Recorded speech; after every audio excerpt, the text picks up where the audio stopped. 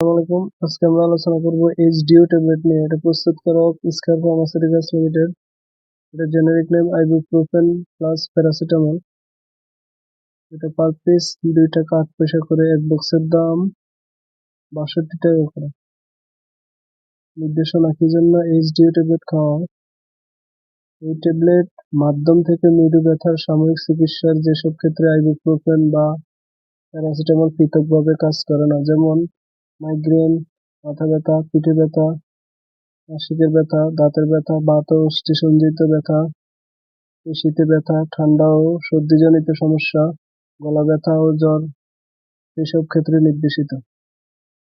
Pharmacology: paracetamol একটি প্যারা-অ্যামাইনোফেনল derivative যার ব্যথানাশক ও জ্বর নিরোধক বৈশিষ্ট্য ও দুর্বল প্রদাহ বিরোধী কার্যকারিতা রয়েছে এবং ব্যথানাশক কার্যক্রম কেন্দ্রীয় ফসফোলাডিন উৎপাদনে বাধা প্রদান করে এবং ইনহিবিটরি নিম্নমুখী সেরোটোজেনিক পাথওয়ে পরিবর্তনের মাধ্যমে সম্পন্ন হয় এবং জ্বর নিরোধক কার্যক্রম হাইপোথ্যালামাসে প্রোস্টাগ্ল্যান্ডিন উৎপাদন হ্রাসের মাধ্যমে সম্পন্ন হয়।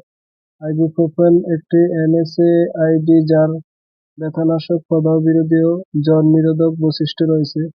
এটি কক্স-1 এবং কক্স-2 এনজাইমের কাজে বাধা প্রদানের মাধ্যমে প্রোস্টাগ্ল্যান্ডিন উৎপাদন প্রতিহত করে। মাত্রা ও সেবন বিধি: প্রাপ্তবয়স্ক একটি ট্যাবলেট করে দিনে 2 থেকে 3 বার, অবশ্যই খাবার পরে খেতে হবে। শিশু ও কিশোরদের ক্ষেত্রে 18 বছরের কম বয়সী শিশু কিশোরদের ক্ষেত্রে এই ট্যাবলেটটি নিরাপদ ব্যবহার ও কার্যকারিতা প্রতিষ্ঠিত হয়নি। পার্শ্বপ্রতিক্রিয়া: সাধারণত পার্শ্বপ্রতিক্রিয়া সমূহ হলো পেটে ব্যথা, অস্বস্তি, বমি, ডায়রিয়া, বমি বা বদহজম ইত্যাদি।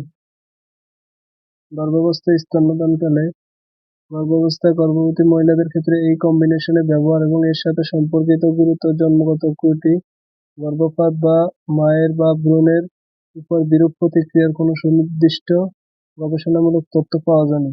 গর্ভাবস্থায় প্রথম 6 মাসে এই কম্বিনেশনের ব্যবহার এড়িয়ে চলতে হবে এবং শেষের 3 মাসে এর ব্যবহার প্রতিনির্দেশিত।